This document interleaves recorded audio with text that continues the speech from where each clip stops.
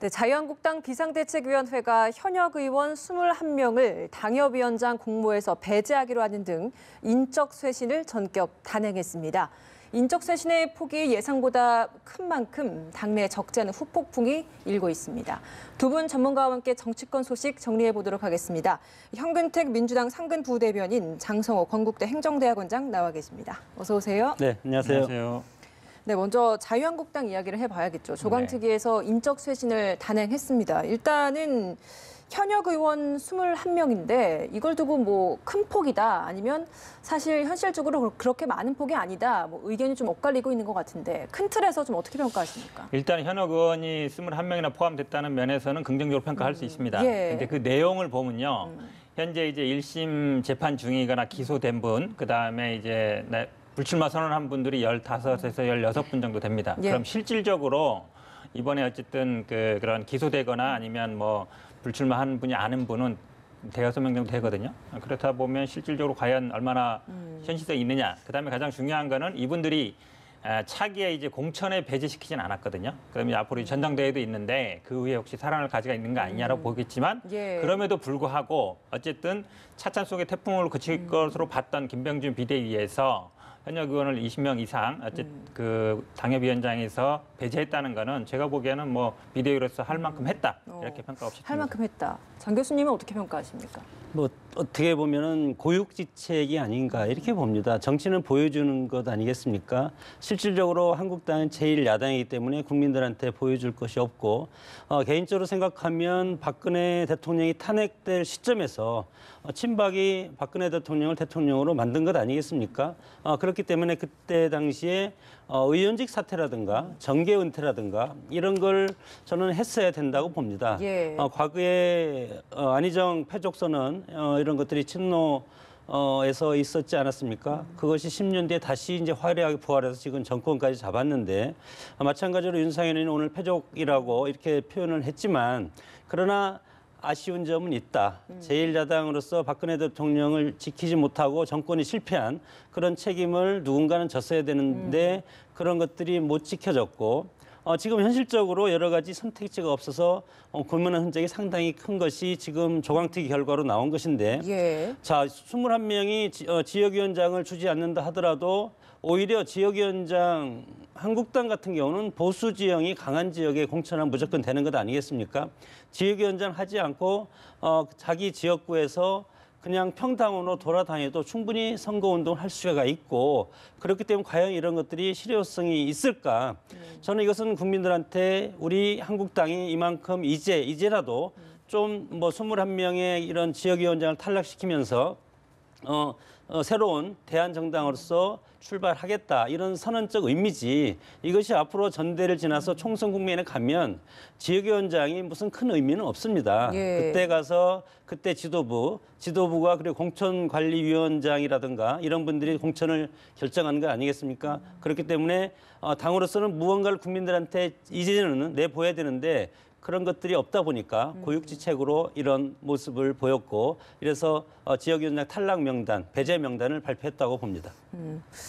사실 처음에 존재감이 없는 영남 다선 의원들을 인적 쇄신의 기준으로 삼겠다라고 이야기를 했는데 이번에 이제 결과를 보면 그런 의원들은 사실 좀 많이 배제돼서 아쉬운 부분도 있다라고 또 꼽고 있더라고요. 이 부분 어떻게 보십니까? 기본적으로 아까도 말씀드렸습니다만 아마 뭐 재판 중이거나 기소된 분들이 대부분입니다. 그리고 친박 비박은 어느 정도 균형을 맞춘 것 같고요. 그러니까 지금은 이제 친박 비박보다는 이제 잔류파 복당파겠죠. 그러니까 잔류파에서 12명 정도였고 뭐 그다음에 복당파에서 9명 정도이기 때문에 숫자를 맞췄다고 보고요. 그다음에 이제 결국은 대구 경북과 지금 강남 지역에서 자기 어떤 뭐 존재감이 없었던 분들을 포함시킨 것 같은데요.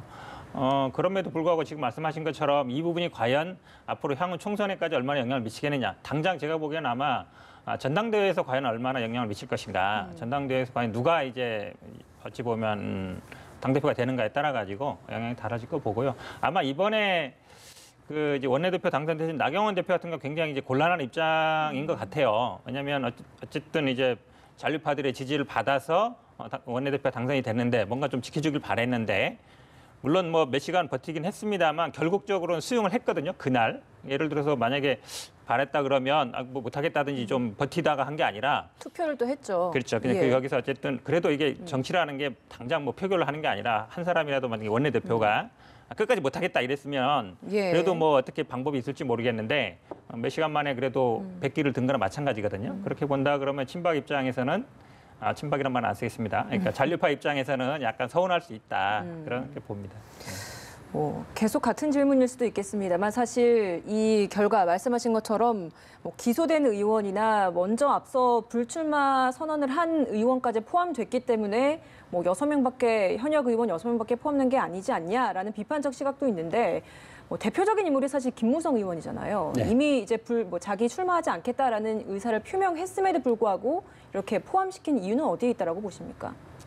조금 전에 제가 말씀드렸지만 정치는 보여주는 것이기 때문에 국민들이 강하게 이 부분에 대해서 느낄 수 있는 체감적인 온도가 상당히 높은 인물을 선택하는 것이 가장 중요하고 총선이 직전에 공천 탈락자 명단도 마찬가지로 어떤 분을 탈락을 시키냐면 정말 국민들이 많이 알 수 있는 인물 그리고 당의 강세 지역 여기에는 탈락시켜서 새로운 신진 인사를 투입을 하더라도 당선 가능성이 있는 지역 이런 것들이 당에서는 선택할 수 있는 어떤 예를 들어 살생부를 작성을 하더라도 그런 지역을 먼저 작성을 하고 그리고 나서 총선이라든가 선거가 되면 다시 새로운 사람을 투입해서 정치적인 쇄신 효과를 극대화시키는 것 아니겠습니까? 예. 그렇기 때문에 김무성 의원 하면 물론 다음 총선에 나오지도 않고 이번 전대에도 불출마를 선언한데 왜 여기 들어갔냐.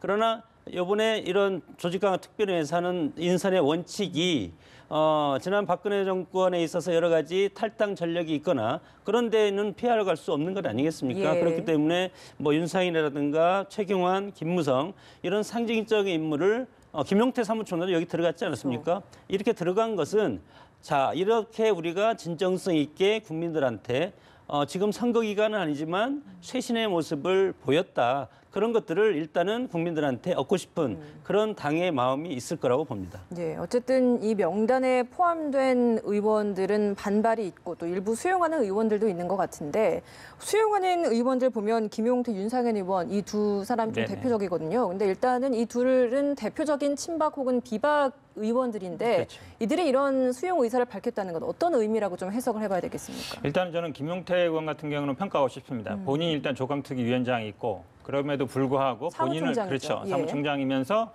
조강특위 또 위원장을 겸직하게 돼 있습니다. 그럼에도 불구하고 본인이 들어간 명단을 수용했다 이런 면에서는요. 그리고 제가 오늘 페이스북에 쓴 글을 보니까 양천을 떠난다라고 그랬어요. 보통은 그냥 당협위원장 안 된다고 해서 출마를 못하는 게 아니거든요. 근데 그 지역을 자기가 떠나겠다라는 얘기는 그 지역에선 출마 안 한다는 얘기거든요. 그렇게 본다 그러면 다른 분들한테도 이런 메시지가 압박이 될 수 있거든요. 솔선수범한 면에서. 그다음 윤상현 의원 같은 경우에도 친박 핵심이지만 어쨌든 수용했기 때문에 몇몇 분이 아마 좀 먹문정 의원이라든지 반발을 할 것 같긴 한데요. 지금 당장에 아마 이분들이 나가거나 아니면 따로 세력을 만들거나 이렇게는 어렵다. 이미 대세적 분위기가 수용하는 분위기로 가고 있습니다. 특히 이제 신임 원내대표도 그걸 수용하는 쪽으로 가고 있기 때문에 반발은 제가 보기에는 크지 않을 것이다. 이렇게 그럼 봅니다. 앞으로 집단 탈당을 할 가능성도 그렇게 크게 보지 않는 저는 높지 않다고 입장이신 봅니다. 거죠? 이게 만약에 총선 국면이었으면 그럴 수 있습니다. 예를 예. 들어서 무소속 연대를 만든다는 이럴 수 있는데 지금은 이 당협위원장이 곧 공천권은 아니거든요. 그리고 앞으로 이제 선거 많이 남았습니다. 앞으로 전당대회도 남아 있고 이렇게 본다 그러면 그 지역에서 이제 당협위원장 아니어도 말씀하신 것처럼 정치 활동할 수 있거든요. 원유철 의원 같은 경우는 그 지역 원래 굉장히 평택에서 오래되신 분이에요. 그러니까 누가 와도 자기는 선거에서 이길 수 있다고 생각하실 거예요. 그러면 당협위원장 아니어도 상관없다. 그런데 만약에 이게 총선 국면에 만약에 배제시킨다. 그렇게 본다 그러면 그런 가능성이 있겠지만 현재로서는 제가 보기에 이탈하거나 아니면 별도로 당을 만든다거나 이럴 가능성은 거의 없다. 이렇게 보겠습니다. 이분들이 지금 하는 얘기를 보면 과거에 그 안희정 패족선언, 패족 학습 효과를 노리는 측면이 상당히 크다. 그때 당시에 패족선언에서 그 전에 열린우리당을 2003년에 만들어서 100년간은 정당을 만든다고 했고 최근에 지금 이해찬 대표도 또 10년, 20년간 정권을 만들려고 분명히 얘기를 했는데 그러나 노무현 대통령 열린우리당이 3년 만에 또 다시 당이 해산되지 않았습니까? 그렇기 때문에 그때 당시에 안희정 의원이 패족 선언을 한 것인데 여기에 뭐 또 다른 분들도 이제 동참을 하고 그래서 이분들이 다시 돌아와서 또 다른 친노 세력이 이번에 정권을 잡은 그런 예. 역사가 있다. 이런 것들을 반면교사를 삼을 필요는 있는데 그러나 진정성이라는 것이 우리가 지금 어떤 행위를 하면 그거에 대해서 나중에 선거에 모든 것이 다 이제 튀어나옵니다. 나왔을 때 과연 그때 패족 선언이라든가 정계 은퇴라든가 이런 정치인들의 말들은 상당히 중요하게 언론에서 다루어지고 SNS에 다시 등장할 가능성이 상당히 크기 때문에 현재 시점에서 본인이 한 말을 나중에 총선 국면에서 책임을 져야 된다. 이런 것까지 갈 필요가 있고 그리고 지금 이런 모습은 21대 총선을 1년 반 정도 지금 남기고 있는데 이것을 대비한 중간 다리 역할을 지금 하고 있다고 봅니다. 그렇게 봤을 때 과연 예를 들어서 박근혜 전 대통령이 형 집행 정지를 받는다든가 아니면 감옥에 계속 있는다든가 했을 때 앞으로 친박 정말 신당이 태동할 가능성도 저는 있다고 보고 예. 이렇게 됐을 때 보수 진영을 두고 상당히 각축전을 벌일 가능성도 있다고 봅니다. 이래서 총선이 끝나고 다음 또 대선이 있지 않습니까? 대선에는 그야말로 보수와 진보의 1대1 격전장이 될 가능성이 크기 때문에 총선을 앞두고는 진보 민주당 계열이라든가 한국당의 어떤 보수 계열이 각계약전할 가능성이 상당히 크고 여기에서 살아남는 의원들을 중심으로 해서 다시 대선 때 1대1 구도로 다시 합쳐져서 정계 개편이 쭉 그대로 갈 가능성이 상당히 크기 때문에 지금의 이 모습은 한국당이 저는 분열의 길로 갈 수도 있고 아니면 여기에서 정말로 새신에 동참해서 한국당을 중심으로 해서 보수 야당이 재건될 가능성도 있고 여러 가지 가능성이 있다고 봅니다. 저는 약간 조금 뭐 원장님 말씀에 조금 토를 닮은요. 결국은 이제 이번에 원내대표 경선 때도 뭐 이런 얘기가 있었어요. 뭐 박근혜 대통령 석방 촉구안을 한다든지. 근데 싹 사라졌습니다. 예. 어찌 보면 약간 정치적인 목적이었던 거죠. 그걸 중심으로 해서 좀 세를 만드는. 근데 지금 어찌 보면 이제 뭐 사면 얘기라든지 아니면 지금 집행 정지라든지 이런 거는 재판이 끝난 이후에라든지 지금 아마 그 한국당 지지자들도 보니까 그 반대한다는 여론이 굉장히 높아요. 그걸 보면 결국은 그 카드로는 별로 이게 세를 모으거나 사람들이 지지를 모으기가 쉽지 않다는 거거든요. 그렇다고 본다 그러면 그런 어떤 뭐 석방이라든 이런 걸 목적으로 해서 정치적으로 바뀌는 어렵다. 그렇다 그러면 자기 어떤 색깔이 있어야 되거든요. 지금처럼 뭐 반문연대라든지 아니면 뭐 박근혜 석방이라든지 이런 보다는 본인의 정체성, 그러니까 어쨌든 합리적인 보수 아니면 보수의 어떤 경제 문제라든지 새로운 안보의 어떤 가치관이라든지 이런 걸 성립하면서 자기의 색깔을 찾아가는 게 맞다. 예. 그래야만이 제가 보기엔 또 이 보수의 재편이 가능할 거다 이렇게 보겠습니다. 네, 인적 쇄신 시작된 만큼 어떤 변화된 모습이 보여질지 한국당 좀 더 지켜보도록 하고요. 이번에는 국회로 좀 가보겠습니다. 여야 5당이 일단은 선거제도 개편을 하는데 합의했습니다. 합의문까지 도출했는데 먼저 손학규 이정미 대표 열흘 동안이나 단식을 하다가 이런 합의문 도출로 인해서 단식을 중단했거든요. 이번 이 단식 농성 어느 정도 성과가 있다라고 보십니까? 저는 아마 손학규 대표가 최근에 이제 정치 행보 중에는 가장 성공한 게 아닌가라고 봅니다. 거기에 물론 당연히 이제 문희상 국회의장님이 역할을 하셨고요. 어쨌든 연동형 비례대표제를 논의로 끌어온 것, 그다음에 누구도 얘기하기 싫어하는 의원 정수를 확대하는 문제에 대해서 어쨌든 공론화를 시켰거든요. 예. 그다음에 기간을 명시했다는 거죠. 1월 달에 한다. 이렇게 세 가지 측면은 어쨌든 단식으로 물론 뭐 이정미 대표도 했습니다만 손학규 대표가 그래도 먼저 시작을 했거든요. 예. 그리고 좀 연세가 드시고 이런 부분이어서 정치를 또 다 같이 해온 분들입니다. 뭐 문재인 대통령이나 문희상 의장님이나 이런 면에서 보면 그런 어떤 인간적인 관계도 제가 보기엔 좀 영향을 미치지 않았나 보고요. 그래도 뭐 공론화 시켰다는 부분, 아까 세 가지 말씀드린 그런 부분들에서는 평가할 만하다 이렇게 보겠습니다. 네, 어떻게 보십니까? 글쎄 선거제 개편 합의가 아니고 개편 논의 합의죠. 일정을 합의한 거기 때문에 앞으로 일정이 저는 1월까지 되기가 어렵지 않나 이렇게 저는 판단을 이제 하는데 여기에서 이제 연동형 비례제라는 것은 정당 연동형 비례제 아니겠습니까? 정당이 투표한 비례수대로 국회의원을 뭐 10% 정도 더 30명이라도 50명 사이에 더 가져간다는 건데 네. 이런 국민들이 국회에서 일도 안 하고 있는데 국회의원 숫자를 늘린다는 것에 상당히 저항감이 상당히 강할 것이고 이런 연동형 비례제 도입이 되려면 저는 여러 가지 전제 조건이 있다고 봅니다. 물론 민주주의, 다원주의 원리에서 상당히 중요한 것이 국민의 대표자를 많이 뽑아서 국민의 소리를 많이 수렴하는 것은 좋은데 우리 국회가 지금 인원이 적어서 일을 안 하고 있는 것도 아니지 않습니까? 일을 하지 않고 있기 때문에 국민들이 욕을 하고 국회의원 세수 줄이고 그리고 숫자도 줄이라고 지금 반으로 줄이라고 하는 것 아니겠습니까? 지난 대선 때도 안철수 대표 측은 100명을 줄이겠다고 대선 때도 그렇게 공약을 이제 한 적도 있는데 미국식 정치를 우리가 이제 받아들이고 있는 이 시점에서 이제 해석을 해보면 저는 세 가지 조건이 맞아야만 이것이 저는 이루어질 수 있다 이렇게 보기 때문에 엄청나게 어렵다. 그것은 뭐냐면 물론 민주주의 원리를 충실한 것이 연동형 비례대표제인데 우리가 미국이 왜 양당제입니까? 미국이 다당제를 해야 되는데 양당제로 가는 것은 지금 정보화 시대를 맞아서 다양한 복지 이슈라든가 모든 이슈를 보수정당과 진보정당이 공유하고 있고 보수당과 진보당이 따로 특별히 할 일이 없기 때문에 양당이면 충분하다고 미국 국민들이 그렇게 이제 여러 가지 하고 있고 우리가 지금 이 연동형 비례제를 도입한다는 것은 다당제를 요구하는 겁니다. 각 당의 지분을 가지고 각 당이 그대로 유지하겠다는 거죠.